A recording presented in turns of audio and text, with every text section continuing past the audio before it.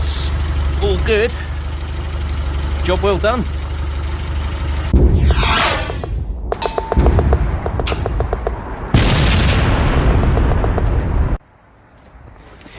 Right, so let's talk about what really happened.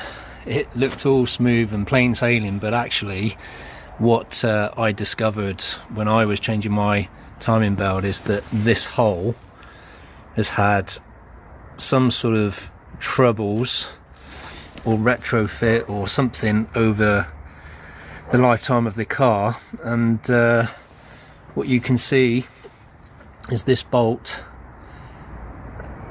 for some reason wasn't really solid in that hole. So what I'm having to do